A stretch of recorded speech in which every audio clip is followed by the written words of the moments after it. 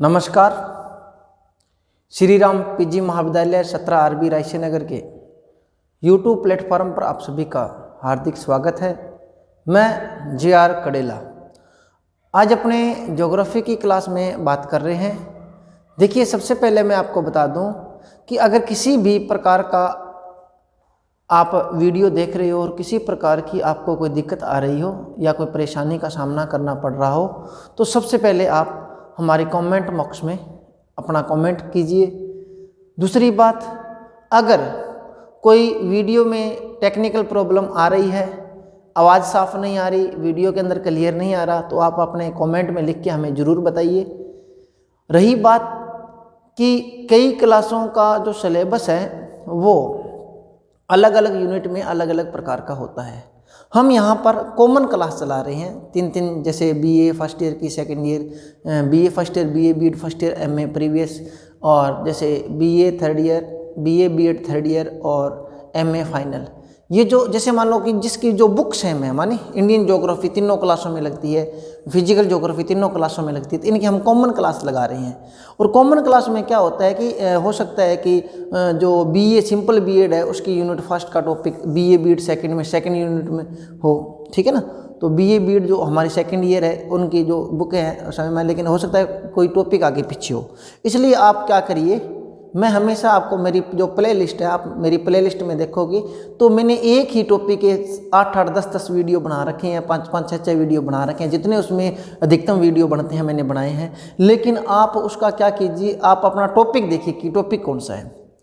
आप अपने टॉपिक को पकड़ो और अपने टॉपिक को पकड़ कर पूरे वीडियो देखिए कि आपका जो टॉपिक है पूरा क्लियर होना चाहिए। ये नहीं कि आपने आधा वीडियो कोई भी देखा हो, दूसरा आधा पूरा वीडियो देखा ही नहीं हो, उससे पहले ही अपने को दूसरा वीडियो लगा लिया हो, और आपकी क्लास BA फर्स्ट ईयर है, आप वीडियो देख रहे हो BA फाइनल के। तो इसलिए दूसरी बात रही कई जो कॉम्पिटिशन्स की तैयारी कर रहे हैं बच्चे, तो वो भी जो है राजस्थान की ज्योग्राफी है, इंडियन ज्योग्राफी है, ज्योग्राफी की जो क्लासें हैं वो एक कंपटीशन लेवल के लिए भी बेहतर है।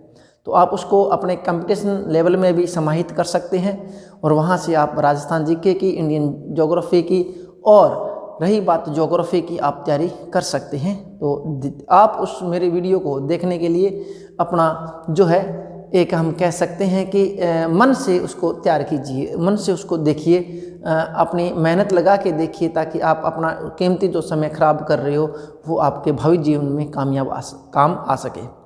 देखिए, हमारा यहाँ मकसद ये नहीं है कि सिर्फ BA का ही सिलेबस कराना या आपको कॉलेज शिक्षा ही देना। हमारा मकसद ये है कि हम आपको अधिकतम जो आगे कंपटीशन्स जो क्लास होगी उसके लिए भी यही इसी लेवल पे हम आपको तैयार कर रहे हैं।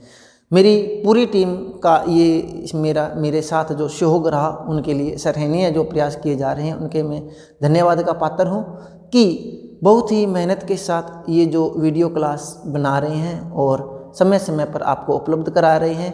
इसके लिए आप अपना कीमती जो समय है वो निकाल कर उस क्लास को पूरी देखिए, और अगर कोई समस्या हो फिर भी तो आप अपने कमेंट बॉक्स में या महाविद्यालय के मोबाइल्स नंबर पर आप संपर्क करके अपना जो भी सुझाव है वो दीजिए।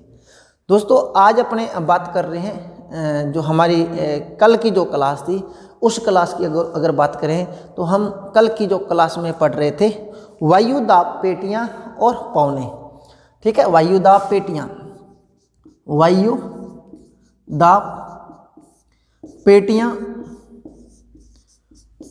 एवं पौने। कल हमने वायुदाब पेटियां हमने पहले कर ली थी, और कल हमने जो किया था वो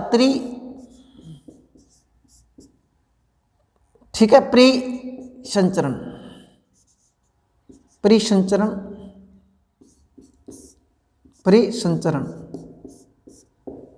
कोशिका किया था। इसके अंदर क्या किया था हमने, ये किया था कि धरातल पर जो हवाएं चलती है ऊपरी परिसंचरण मंडल में किस प्रकार की हवाएं चलेगी, कौन कौन सी हेडली कोशिका कौन सी होती है, फेरेल कोशिका कौन सी होती है, ध्रुवीय कोशिका कौन सी होती है, उसके बारे में आपको बताया था, ठीक है। वाकर संचलन के बारे में आपको बताया था। तो ये सारी की सारी हमने कल कर ली थी। आज जो हम टॉपिक शुरू करने जा रहे हैं वो है पौने। हमने वायुदाब पेटियां और हमारी वायुदाब पेटियों में परिसंचरणीय जो था उसको हमने कंप्लीट कर लिया था, जिसमें हमारी 3 कोशिका बनी थी, फेरल कोशिका, एडली कोशिका और एक हमारी थी ध्रुवीय कोशिका। आज हम बात करते हैं पवनों की। पवने और कल मैंने इसके बारे में बताया था। पवने, देखिए पवने जो होती है वायु का गतिशील रूप होता है। मैंने आपको जब मैंने ये क्लास शुरू की थी उसमें बताया था कि पवने और वायु में क्या अंतर होता है। गैसों का स्थिर जो रूप होता है, जो आज हम सांस ले रहे हैं और हमें पता है ऑक्सीजन हमारे लिए ज़रूरी है, हम सांस ले रहे हैं, तो जो हम सांस ले रहे हैं ऑक्सीजन ले रहे हैं, इसका मतलब इस कमरे में क्या है, वायु है, गैसें हैं, हम जिंदा हैं। और दूसरी बात, अगर हमें इन वायु का गतिशील रूप मिल जाए, अगर हमें, देखिए पंखे से हवा आती है, हवा का गतिशील रूप हो गया, ठीक है, पंखे से हवा आती है, न कि वायु आती है। वायु नहीं आती, वायु तो गैसों का स्थिर रूप होता है, लेकिन जब वो चलना शुरू हो जाए तो वो वायु या अपने कह सकते हैं, ठीक है ना, जब वो चलना शुरू हो जाए तो हवा या पवन में कन्वर्ट हो जाती है। वायु किस में कन्वर्ट हो जाती है, हवा या पवन में कन्वर्ट हो जाती है। और मैंने आपको बताया था हवा और वायु चलने का, हवा और पवन चलने का जो मूल कारण है वो उच्च वायुदाब से निम्न वायुदाब की ओर हवा चलेगी। उच्च वायुदाब से निम्न वायुदाब की हमेशा और हमेशा ये इसमें जो फैक्ट है वो काम करता है। इसके बाद मैंने आपको बताई थी कि पवने जो होती है वो 3 प्रकार की होती है। 3 प्रकार की पवने होती है। तो 3 प्रकार की मैंने आपको पवने बताई थी। एक होती है पवन जो सनातन पवने होती है, सनातन पवने, या उसको कहते हैं सन्मार्गी पवने, सन्मार्गी पवने, या इसको कह सकते हैं स्थायी पवने। ये पवने होती है। दूसरी जो होती है ये स्थायी पवने होती है, इसको अपने कह सकते हैं कि ये 3 प्रकार की होती है। स्थायी पवने, जब से पृथ्वी बनी है तब से जो पवने चलती है और जो एक निश्चित वे में चलती है, एक निश्चित दिशा में चलती है, वो पवने है, तो वो स्थायी पवने है। इसमें है व्यापारिक पवन, व्यापारिक पवन। दूसरी आ गई पछुआ पवन, पछुआ पवन। और तीसरी आ गई हमारी ध्रुवीय पवन, ध्रुवीय पवन, ध्रुवीय पवन। आगे दूसरी जो हमारी पवन है, दूसरी जो हम पवन पे बात कर रहे हैं वो हमारी पवन है, जिस हम प्रकार बात कर सकते हैं कि वो सामयिक पवन होती है। कौन सी होती है, सामयिक पवन, इसको कहते हैं सामयिक पवन।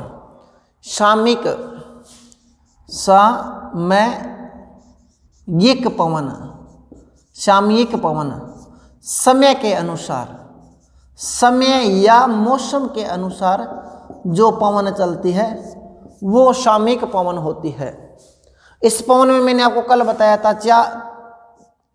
2 है, घाटी समीर या पर्वत समीर, और दूसरी जो है वो है स्थल समीर या जल समीर। तो ये 2 सामयिक पवने होती है।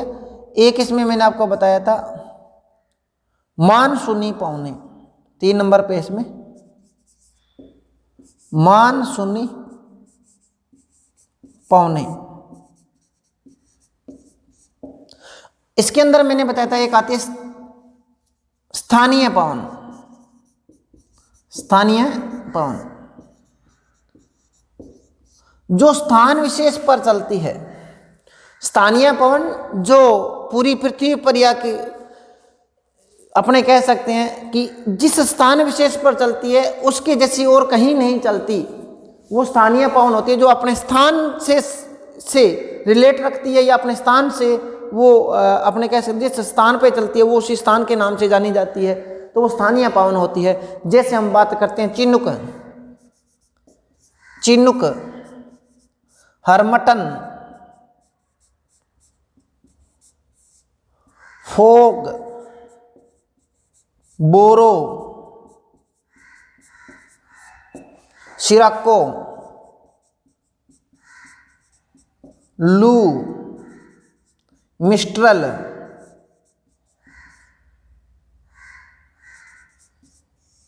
और भी बहुत सी है। ठीक है, तो ये जो हवाएं हैं ये सारी की सारी हवाएं क्या है, स्थानीय पवन है, और इनके बारे में अपने विस्तार से बात करेंगे।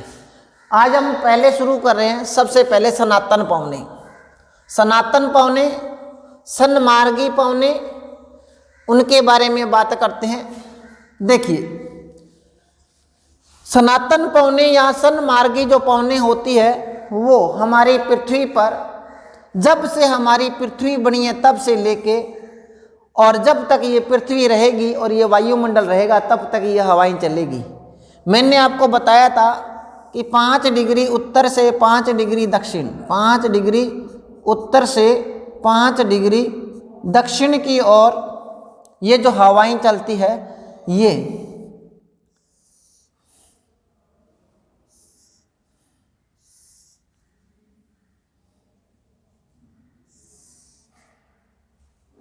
ये देखिए, ये जो हवा है, ये हवा और एक ये हवा,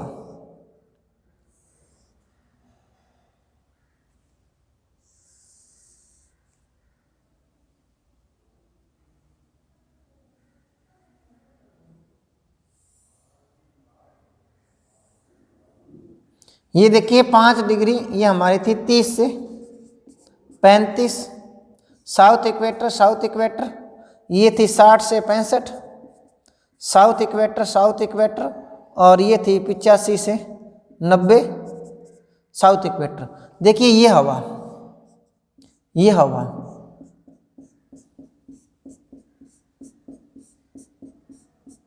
ये दोनों ही जो हवा दिख रही है 30 डिग्री से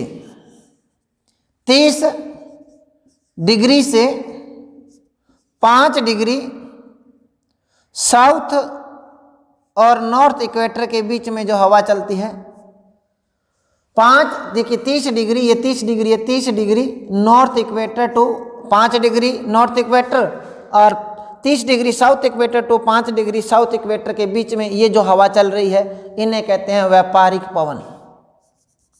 ये व्यापारिक पवन है। ट्रेड विंड्स कहते हैं, ट्रेड विंड्स कहते हैं, ट्रेड विंड्स। ये जो ट्रेड विंड्स है ये जर्मन भाषा का शब्द है, और प्राचीन काल में लोग क्या करते थे, तो आपको पता है कि प्राचीन काल में हमारे पास कोई इतने मशीन वाले जलयान नहीं होते थे, और उस समय ना हमारे पास कोई वायुयान होते थे, ना कोई इतने ज़्यादा स्थल पर अपने को परिवहन के साधन होते थे। एक देश से दूसरे देशों के बीच में जो व्यापार किया जाता था वो एक जलयान के द्वारा किया जाता था। जलयान जो थे बिना इंजन के थे, और वो क्या होते थे, जलयान ऐसे जलयान होते थे जैसे हम कह सकते हैं ये एक नाव है, और इस नाव पर क्या होता था, एक बहुत बड़ा पर्दा लगाया जाता था, और इस पर्दे से क्या होते थे कि इस पर्दे से जब हवा आती थी यहाँ टकराती थी तो ये आगे की ओर बढ़ता था। हवाओं के सहारे ये जो जलयान था वो आगे बढ़ता था, और इसके अंदर माल डालकर एक देश से दूसरे देश में भेजा जाता था। तो इन हवाओं से क्या किया जाता था, व्यापार किया जाता था। तो इन हवाओं का नाम क्या पड़ गया, व्यापारिक पवन है। लोग समुद्र के तट पे बैठ के 6-6 महीने इंतजार करते थे कि कब ये हवा चले और कब हम उस देश में माल दे के आए। ठीक है, आज तो देखिए, आज हम समय का इंतजार नहीं करते, क्योंकि आज हमारे पास संभावना है, लेकिन उस समय संभावना नहीं थी, तो क्या होता था, हम विंड्स का इंतजार करते थे। ये जो व्यापारिक पवन है ये 30 डिग्री नॉर्थ और साउथ इक्वेटर से लेके ये 5 डिग्री नॉर्थ और साउथ इक्वेटर के बीच में चलती है। ये हवाएं 5 डिग्री नॉर्थ से 30 डिग्री नॉर्थ इक्वेटर से 5 डिग्री नॉर्थ और 30 डिग्री साउथ इक्वेटर से 5 डिग्री साउथ इक्वेटर के बीच में हवाएं चलती हैं। इसके बाद हम बात करते हैं, इसके बाद देखिए हम बात करते हैं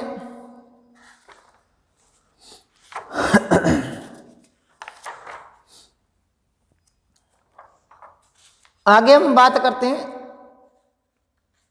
सन्मार्गी जो पवने हैं, सन्मार्गी पवने हैं, इसी को कहते हैं ट्रेड विंड्स। और ये जो आपको पता है उपोषण उच्च कटिबंधीय जो क्षेत्र है उच्च वायुदाब से भूमध्य रेखा की ओर चलती है। आपको पहले भी बता रखा है, ऐसा कोई बताने वाली बात नहीं है, क्योंकि हाई प्रेशर है यहाँ पर। यह हमारा उपोषण उच्च वायुदाब पेटी है, उपोषण उच्च वायुदाब पेटी है। तो ये भूमध्य रेखा निम्न वायुदाब पेटी की ओर हवा चल रही है। यहाँ पर भी ये उपोषण उच्च वायुदाब पेटी है, हाई प्रेशर है, हाई प्रेशर से निम्न प्रेशर की ओर जा रही है। तो ये हवाएं दोनों भूमध्य रेखा की ओर जाते हैं, इसे व्यापारिक पवन कहते हैं। आगे देखिए क्या होता है कि इसमें उपोष्ण कटिबंधीय क्षेत्रों में भूमध्य रेखा की ओर चलने वाली सन्मार्गी पवनों को लंबा मार्ग तय करना पड़ता है। इस मार्ग में विभिन्न भागों में तापमान, आर्द्रता, घनत्व की एक आदि की विशेषता एक समान नहीं रहती। ये पवनें अपने उत्पत्ति स्थान के निकट जामन 30 डिग्री के आसपास की बात है, जहाँ वायु का अवतरण व अपसरण होता है, शुष्क होते रहते हैं। यहाँ आकाश सदैव साफ रहता है। अवतरण के कारण वायुमंडल में तापमान व्युत्क्रमणता उत्पन्न हो जाती है। और इसमें देखिए आगे क्या होता है, इसमें अपने आगे बात करते हैं कि यहाँ पर इस प्रकार से वर्षा के लिए अनुकूल परिस्थितियाँ उत्पन्न हो जाती है। और ये जो इन वायु राशियों को अधिक वायुदाब वाले क्षेत्र से कम दबाव वाले क्षेत्र की ओर बढ़ती है। आगे हम बात करते हैं देखिए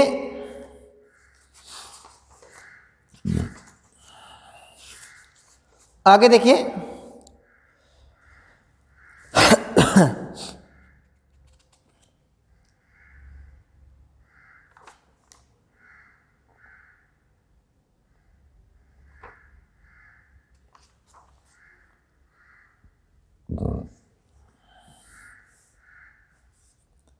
आगे देखिए इसको अपने विंड्स ऑफ ट्रॉपिकल कहते हैं। व्यापारिक पवनें होती है, व्यापारिक पवन जो होती है इसे विंड्स ऑफ ट्रॉपिकल कहते हैं। आयनवर्तीय प्रदेशों में सामान्य रूप से ये 30 डिग्री उत्तर और 30 डिग्री दक्षिण अक्षांशों को सम्मिलित किया जाता है। और आगे इसमें बात करते हैं भूमध्य रेखा के दोनों ओर 5 डिग्री अक्षांशों तक निम्न वायुदाब की मेखला होती है। यहाँ हवाएं प्राय शांत होती है, इसे डोलड्रम कहते हैं। अब देखिए व्यापारिक जो पवन हैं आयनवर्ती उच्च वायुदाब भूमध्य रेखा की ओर निम्न वायुदाब की ओर प्राय हवाएं चलती रहती है। उत्तरी गोलार्ध में इनकी दिशा उत्तर पूर्व से दक्षिण पश्चिम की ओर होती है। ये बात आप ध्यान में रखना, ठीक है। व्यापारिक पवन की उत्तरी गोलार्ध के अंदर इनकी जो दिशा होगी, व्यापारिक पवनों की जो दिशा होगी, ये होगी उत्तर पूर्व से दक्षिण पश्चिम की ओर होती है। जबकि दक्षिणी जो हमारा गोलार्ध है, इसमें जो हमारी दक्षिणी गोलार्ध में इसकी जो दिशा होती है ये होती है दक्षिण पूर्व से उत्तर पश्चिम की ओर होती है। तो ये दोनों दिशाएं ध्यान रख लेना आप इस व्यापारिक हवाओं की। आगे देखिए बात करते हैं आगे देखिए नियमित दिशा होने के कारण प्राचीन काल में पाल युक्त जलयानों का संचालन में पर्याप्त सुविधा मिलने के कारण इसका नाम व्यापारिक पवन पड़ा। आगे है पछुआ पवन, 2 नंबर पे हमारे आगे पछुआ पवन। देखिए ये 30 से 35 के बीच में हमारा था आशव अक्षांश। क्या था? आशव अक्षांश। इसे कहते हैं उपोषण उच्च वायुदाब पेटी। उपोषण उच्च वायुदाब पेटी। यहाँ पर जलयान आके रुक जाते थे, ना तो जलयान इधर आता ना जलयान इधर जाता, क्योंकि दोनों के बीच में पावर एक जैसी थी। तो यहाँ पे जलयान आके रुक जाते थे। प्राचीन काल में लोगों को ये पता नहीं था भी ये यहाँ पर कोई वायुदाब के कारण जलयान रुक गया। वो लोग ये सोचते थे कि इसमें भार बढ़ गया। जब प्राचीन काल में जलयानों के द्वारा घोड़ों का व्यापार किया जाता था तो 30 डिग्री से 35 डिग्री के अक्षांश के बीच में आके जलयान रुक जाता था। तो लोग क्या करते, भार को कम करने के लिए उन्होंने सोचा कि जलयान में भार ज़्यादा हो गया, तो वो जलयान को वजन कम करने के लिए घोड़ों को उठा के वो समुद्र में फेंक देते थे। तो उसे क्या कहते हैं? आशव अक्षांश कहते हैं। और इसके बाद 35 डिग्री से 60 डिग्री 35 डिग्री से 60 डिग्री के बीच में जो हवाएं चलती है, ये हवाएं कौन सी है हमारी, इसे कहते हैं पछुआ पवन। क्या कहते हैं इसको? पछुआ पवन। पछुआ पवन, पछुआ पवन। ये भी यहाँ क्या है, ये ऐसे चलेगी, पछुआ पवन, पछुआ पछुआ पवन, पछुआ पवन। तो ये पछुआ पवन होती है जो 35 डिग्री से 60 डिग्री अक्षांश के बीच में चलती है, 35 डिग्री से 60 डिग्री अक्षांश के बीच में चलती है।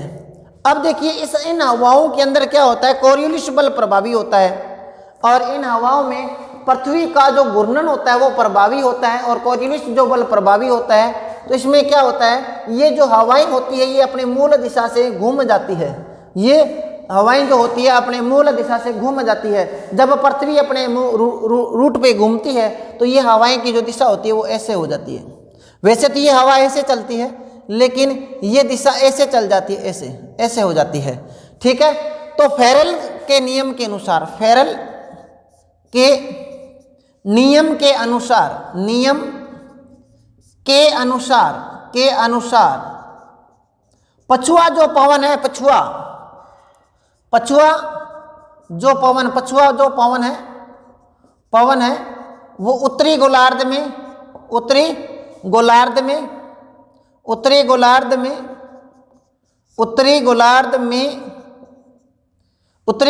में दाईं ओर, जबकि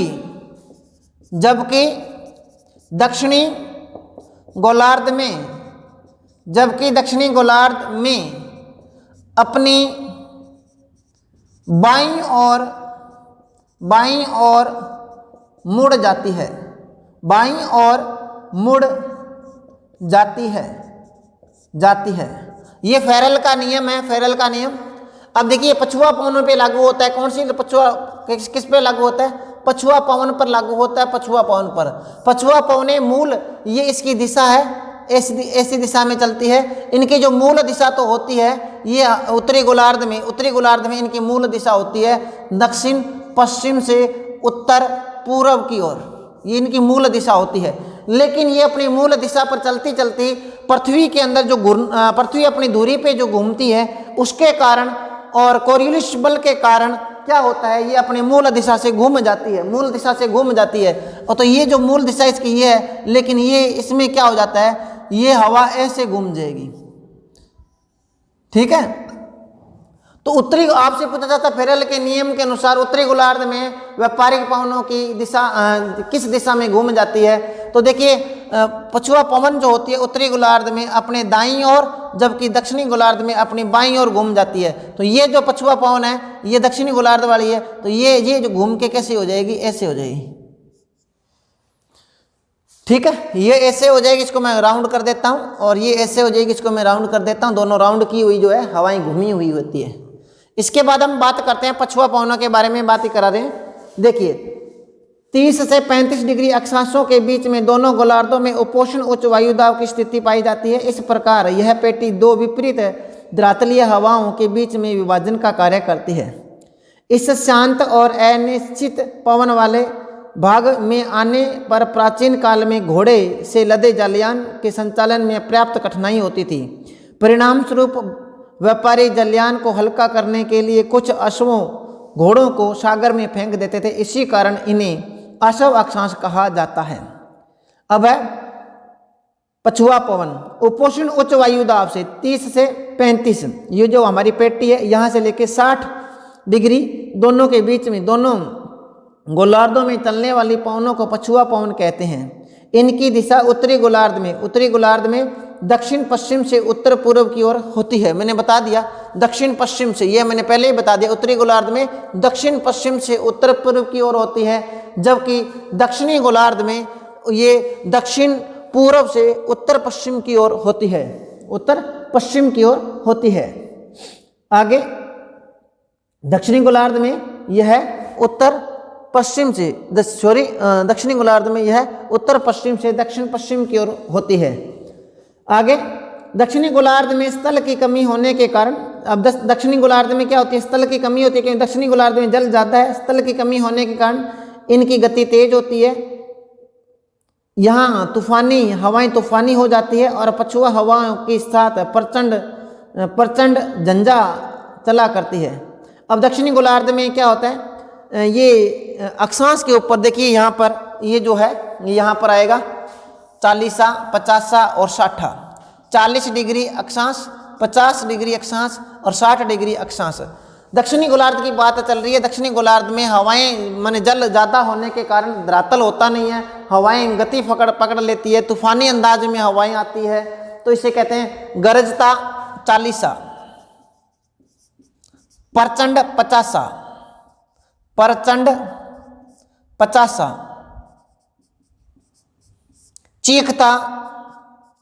चीखता 60 कहा जाता है। 40 डिग्री, यहाँ इसका कहने का तो होगा 40 डिग्री अक्षांश पर जो तेज गति से हवा चलती है वो चीखता 40 होती है, चीखता 40 होती है। ठीक है, उसके बाद में 50 डिग्री अक्षांश पर जो हवा चलती है इसे कहते हैं प्रचंड 50, और 60 डिग्री अक्षांश पर जो हवा चलती है सारे उसे कहते हैं चीखता 60। तो ये होगी हवा, हम हवा की बात कर रहे हैं, हवाओं की। तो देखिए 40 डिग्री अक्षांश से 50 डिग्री अक्षांश पर गरजती 40, फिर है प्रचंड 50 या भयंकर 50 और चीखता 60 के नाम से पुकारा जाता है। इसके बाद ये हवाएं जो है कोरियोलिस बल के प्रभाव में और पृथ्वी के घूर्णन के प्रभाव में आकर हवाएं को फेरल के नियम के अनुसार बदल जाती है। फेरल के नियम के अनुसार उत्तरी गोलार्ध में फेरल के नियम के अनुसार ये जो हवाएं होती है, व्यापारिक पवनें होती है, वो उत्तरी गोलार्ध में अपनी दाईं ओर मुड़ जाती है। फेरल के नियम के अनुसार जो पछुआ पवनें होती है वो अपने उत्तरी गोलार्ध में दाईं ओर मुड़ जाती है, जबकि दक्षिणी गोलार्ध में जो पछुआ पवनें होती है वो अपने बाईं ओर मुड़ जाती है। ये फेरल के नियम के अनुसार होता है। तो ये हवाएं कोरियोलिस बल प्रभाव और पृथ्वी के घूर्णन के प्रभाव में आकर ये हवाएं अपने मूल दिशा से घूम जाती है। आगे हम बात करते हैं ध्रुवीय पवन। आज हमारी तीसरी जो पवन है, सनातन या सनमार्गी पवनों में तीसरी जो पवन है वो है ध्रुवीय पवन।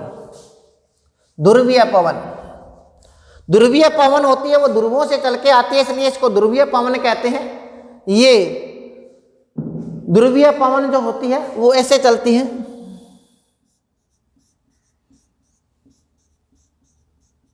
ठीक है, और यहां ये ऐसे चलती है।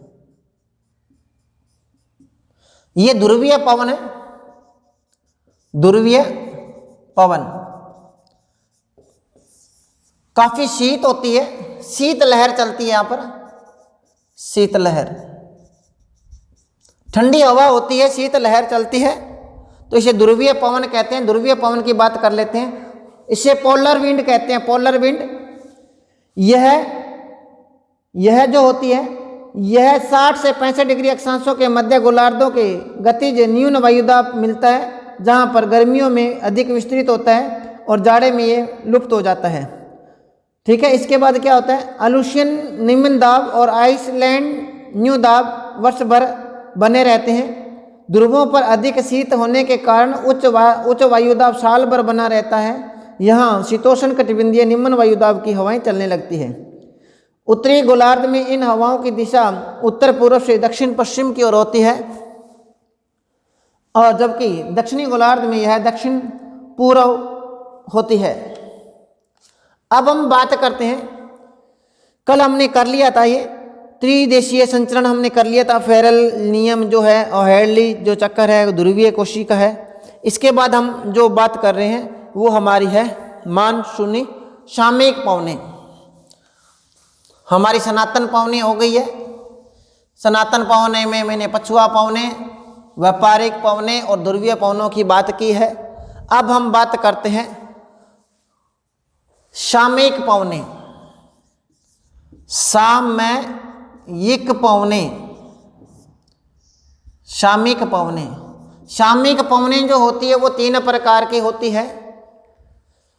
सामयिक पवनें जो होती है वो 3 प्रकार की होती है। और सामयिक पवनों में क्या होता है, समय के अनुसार या मौसम के अनुसार। दूसरी पवन कर रहे हैं हम सामयिक पवनें, सामयिक पवनें। इसमें क्या होता है, देखिए इसमें जो पवन चलती है वो समय के अनुसार या मौसम के अनुसार चलती है और इनमें समय और मौसम के अनुसार परिवर्तन होता रहता है, दिशाओं में परिवर्तन होता रहता है, गति में परिवर्तन होता रहता है। तो ये समय और मौसम के अनुसार चलती है। जो समय और मौसम के अनुसार जो हवाएं चलती है इसे सामयिक पवनें कहते हैं। आगे बात करते हैं देखिए आज का जो हमारा टाइम है वो पूरा होता है। कल हम सामयिक पवनें और हमारी स्थानीय पवनें उसके बारे में बात करेंगे। तब तक के लिए धन्यवाद।